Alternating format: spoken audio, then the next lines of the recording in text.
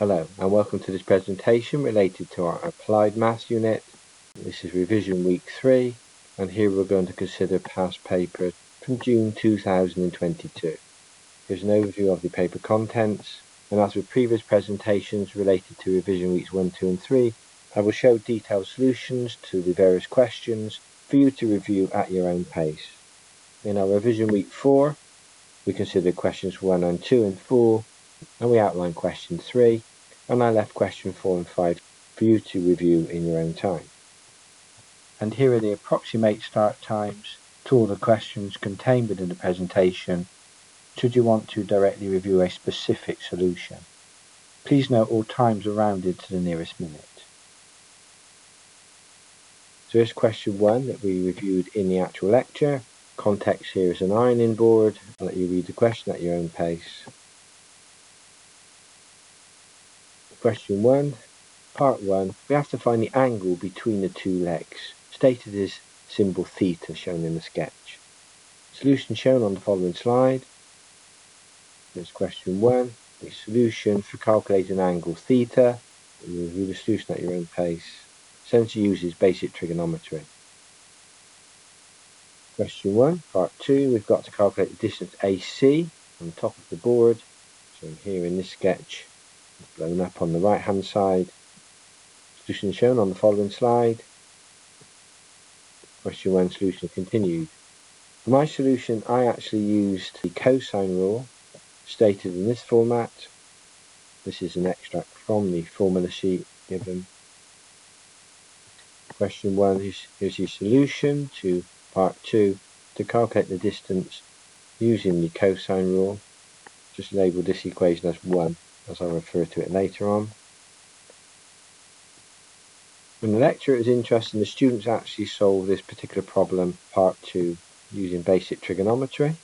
This is their solution. Obviously same answer. Question 1, part 3. We have to now calculate the minimum height that the board can be used at. This relates to anchor positions Q1 or Q2 that are now offered to us. Full solution shown on the following slide. Question 1, part 3 solution. This is where I refer to equation 1 and part 2 above, stated here. This is for the new lengths. There is a solution using the cosine rule.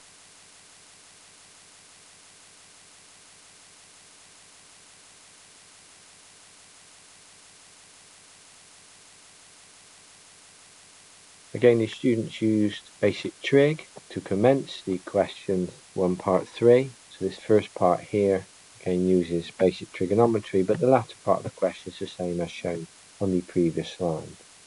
I'll let you review the solution at your own pace.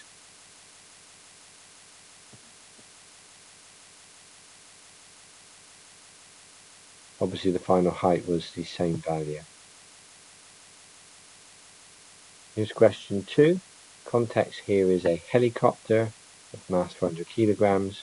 We're given a formula for calculating the lift force, which is a function of its rotational speed and air density. And it's important to note that in this question, you have to assume that the air density at the ground level is 1.22 kilograms per meter cubed, but this density diminishes linearly by 0.032 kilograms per meter cubed for every 250 meters of height above the ground. So that's the information we'll be using within later part of the question. For part 1, we have to calculate the maximum rotational speed of the rotor, and that symbol capital N in RPM, at which the freestanding rotor will remain on the ground. Full work solution shown on the following slide. For question 2, part 1, here's the full work solution. Notice I've drawn a free body diagram of the helicopter here. This is essentially a Newton's first law problem. There's no acceleration as the helicopter is just about to lift off. Here the upwards lift force F from the helicopter has the same magnitude as the downward weight force of the helicopter. So I've calculated the weight force here. Just note I've used 9.81 meters per second squared for my gravitational acceleration, but the awarding body states to use 9.8 meters per second squared. So from going to give an equation for force, knowing the density of the air on the ground, we can rearrange the equation to find the rotational speed, symbol capital N, 401 RPM. Here's question 2, part 2. We're informed while a helicopter is on the ground, the rotational speed increases to 450 RPM, so we have to calculate the initial vertical acceleration of the helicopter. Hint given is to draw a free body diagram of the helicopter. This is a Newton's second law problem because the object is now going to accelerate. This question 2 continued. It's an extract from the formula sheet, just highlighting what's given in the formula sheet, Newton's second law. Force is equal to mass times acceleration, shown here. F equals ma. So question 2, part 2, here's the full work solution, including the free body diagram. I'll let you review this at your own pace. Here is Newton's second law. The summation of all the forces equals to mass times acceleration, which has been transposed to find the upward acceleration, a. Question 2, this is part 3. It states on another occasion the helicopter is hovering at a height of 2,500 meters above the ground. We've got to calculate the rotational speed of the rotor. The hint in the question here is the helicopter is hovering, then it means the lift force is equal to the weight force. Be careful with this part of the question because the air density will obviously change because we're no longer on the ground. So you need to account for the new air density at 2,500 meters. This relationship was stated in the question, shown here. Full work solution shown on the following slide. So question 2, part 3. As I said, you need to be careful of the relationship given, stated in the question. For every 250 meters of height, the air density will reduce by 0.032 kilograms per meter cubed. You'll notice here we're at 2,500 meters, so 2,500 divided by 250 multiplied by 0.032 will give us the reduction in density. So subtract that from 1.22, the density at sea level. We can find the density at a height of 2,500 meters. Now we know density, we know that the lift force is equal to the weight force. So again, we can rearrange the equation for N. And this time is 466.9 RPM. And question 2, part 4. The maximum rotational speed now is given as 530 RPM. We've got to calculate the theoretical maximum height at which the helicopter is able to hover. So we've got to find H, and effectively H is in the density equation. So this time we'll be combining the density equation with the lift force equation. Full work solution shown on the following slide. Here's question 2, part 4, full work solution. So essentially in this case, at maximum height there'll be no acceleration. So the helicopter will effectively be hovering. So the lift force is again equal to the weight force. Because we now know the weight force and we know the speed, n, given in the question, so we know these two values, we're able to find the density by transposing the lift force equation. So therefore we know the value of density at this height. We can essentially rearrange the density equation for H. I'll let you review the solution at your own pace. Question 2, part 4 continued. This is just an alternative, a slight variation on the solution process. Here we've actually inserted the formula for density into the lift equation without specifically working out the actual density at this height. So I said just a slight variation on the solution. I'll let you work through the solution at your own pace. Same answer, of course. Here's question 3, relates to force resolution, something we reviewed now in several previous presentations. So I'm going to let you review this solution essentially at your own pace. Here's the initial part of the question. It's question 3, part 1.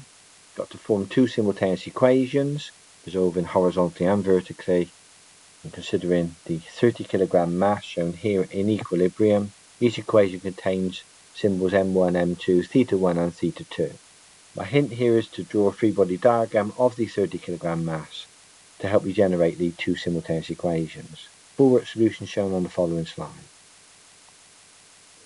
Here's question 3, part 1, generation of these two simultaneous equations.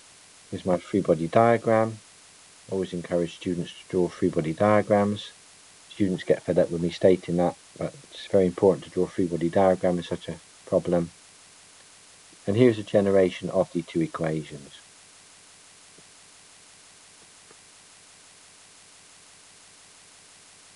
Resolving horizontally and resolving vertically.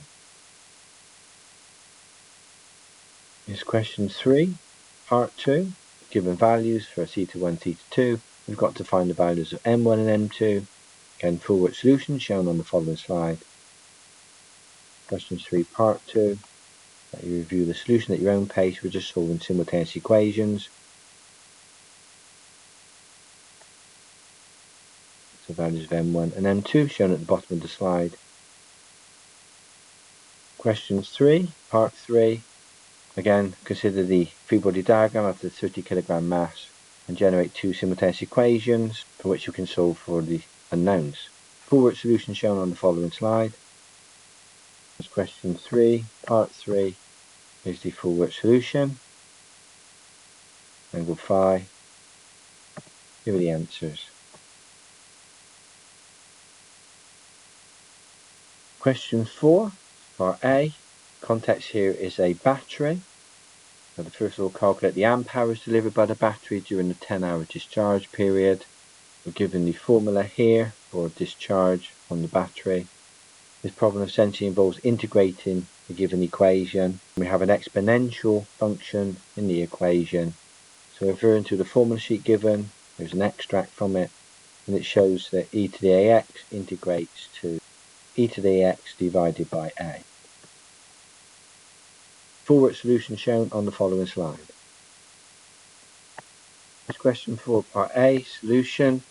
Here's the integral we're solving between the limits of 0 and 10 because that's the discharge time, 10-hour period. Notice I've taken the 15 outside here, constant. I'll let you review the solution at your own pace. Amp hours calculated here. Question 4, part B. Given a formula stated here, we'll need to use. Question 4, part B, part 1. We simply have to use the formula here, given values in the question, to calculate the predicted discharge times here. Full work solution shown on the following slide. Question 4, part B, part 1.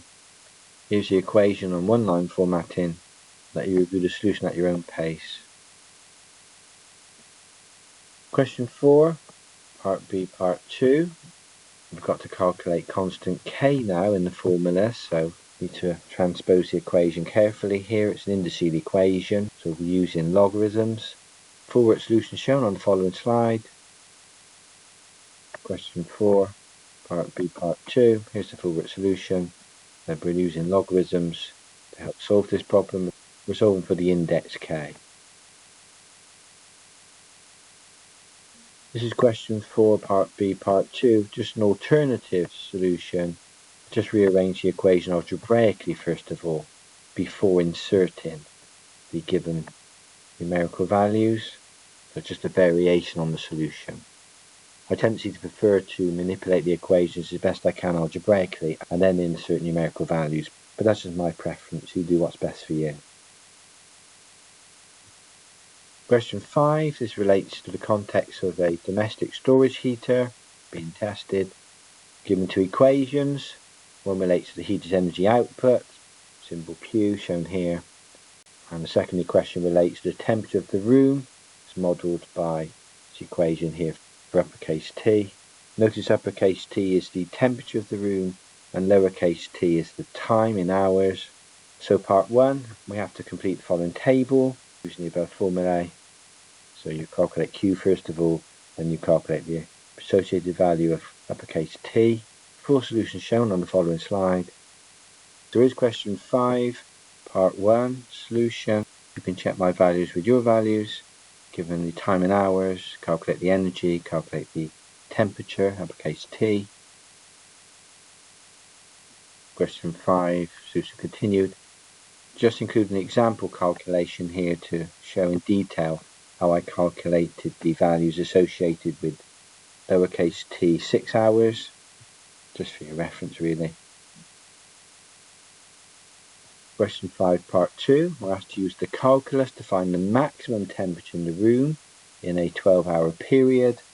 This will involve differentiating the equation for temperature, uppercase T, and we need to insert the formula for energy into the formula for temperature in this case. Quite a complicated question. I'll let you review the full work solution on the following slide. Question 5, part 2. Here's the full work solution for calculating the maximum temperature in the room. So we need to differentiate an equation and then equate it to 0 to solve for maximum. So we need to consider the energy equation shown here and insert it into the temperature equation. So here it is here for Q. And then simplifying the equation, we actually find we have a product to differentiate. We have two functions of T. We have e to the power of negative T divided by 5 multiplied by T to the power of 0.5. So a product. So we need to use the product rule. Here's an extract from the formula sheet showing the product rule. And again, now we've covered this in several previous revision sessions, so hopefully becoming familiar with use of the product rule again. Also an extract of our differentiation. We'll need to differentiate an x to the n type formats, but x to the n it differentiates to nx to the n minus 1. Again, a standard form we've used in many previous examples. So I'll let you view the full work solution at your own pace. Just start the problem off. Here's my u, here's my v, and away we go. Again, I've tried to label the solution to try and help you understand these steps involved here. Here's the equating for 0. Notice to solve this equation I've multiplied throughout by t to the 0.5, and that allows me then to solve the equation. So a very complicated solution here, but of course there are many marks associated with this part of the question. Final answer for t shown at the bottom of the slide. I hope this very detailed breakdown of the solution has been of help to you in understanding the process involved to find the temperature. I do appreciate that some technician engineers do find these questions particularly difficult to solve. Question 5, part 3, we're asked to sketch a graph of the temperature uppercase T against the time in hours lowercase t for the range shown here. Sketch shown on the following slide.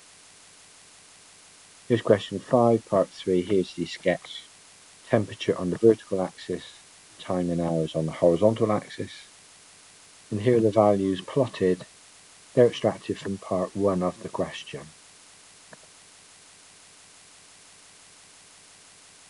Question 6, this relates to using trigonometric identities. And this is something we haven't actually covered in our lectures, although there are lecture videos on our YouTube channel. There's a hint in the question to refer to a particular section within the formula booklet. I'll show you that on the following slide. I'm going to show you the solution to the question, but I'm going to totally leave it for you to investigate as you require. As I said, we haven't actually covered this within a previous lecture, so you need to refer to our online YouTube lectures to understand the background to trigonometric identities. So question 6, part 1. Here's the extract from the formula sheet. And I've highlighted the identities we'll be using within the solution. So question 6, part 1, I'll let you review the solution at your own pace. Question 6, part 2, this is part A of part 2. Solution shown on the following slide. Part 2, part A, calculated the periodic time here. And question 6, part 2B, we have to find the RMS value. There's a separate presentation related to calculating the root mean square values. Again, this is a topic area we've not covered in our lectures, but I'll show you the full work solution here for completeness. As we develop the solution, we find we have a non-standard integral. This is a non-standard form here. Question 6, part 2B, continued. So again, referring to our formula booklet, we find a standard trig identity to use. From there we can make the integral into standard form and we can then solve it. our RMS value shown at the bottom of the slide. And I said before, there's a separate presentation related to calculating RMS values using integration. And finally, question 7. This is a vector problem. I have to say I found this particularly difficult. So the solution I'm going to show you is actually based on that given to me by a very good maths teacher that I know. Again, I'm just going to briefly outline the solution to you. So given vectors P and Q, which relates to ferries A and B, we've got to calculate the speed of ferry B. Solution shown on the following slide. Question 7, part 1. Here's the calculation for the speed of ferry B. That will relate to vector Q. So this is displacement vector Q. So if we differentiate this with respect to time, we will find the velocity of vector Q. That's essentially what's happened here with differentiating. So differentiating 10 with respect to t, and our first bracket here will become 0. Differentiating the negative 10t with respect to t will become negative 10. And differentiating the 15t with respect to t will become 15. So to find the magnitude of these two vectors, we simply use Pythagoras' theorem. So the velocity is given by the magnitude of the vectors, and it's in miles per hour. And just for clarity, this line represents the velocity VQ in vector form, whereas the last line represents the magnitude of velocity VQ, which in the question is the speed of ferry B. Question 7, part 2, we've now got to find the position vector of B relative to A, so we'll be subtracting the vectors here. Again, I'll show you the full solution on the following slide. Question 7, part 2, so solution, let you review this at your own pace. We've reviewed this kind of solution in previous presentations related to vectors. Question 7, part 3, we've got to calculate the distance between the two ferries when I have to leave their ports. Question 7, part 3 is the solution. At your own pace. Uses the answer from part 2 here. And question 7, part 4 says using calculus, we've got to find the minimum distance between the ferries during their journeys. Again, this is a tough question. I found this difficult. Solution is based on that given to me by a very good A-level maths teacher I know. So question 7, part 4, here's the full work solution. I've tried to label the solution here. As I said, I found this difficult myself, so I guess you may also. It involves essentially differentiation using the function of a function or the chain rule. For your reference, here's an extract of the formula sheet relating to differentiation of a function, also referred to as the chain rule. So the time lowercase t calculates to be 0.6 hours, and then referring back to our original equation for distance, we can insert the 0.6 hours and calculate the minimum distance, which is 3.162 miles. Thank you to the A-level maths teacher for her help in overviewing the solution. Question paper is not for the faint-hearted, and as always I wish you well with the final exam.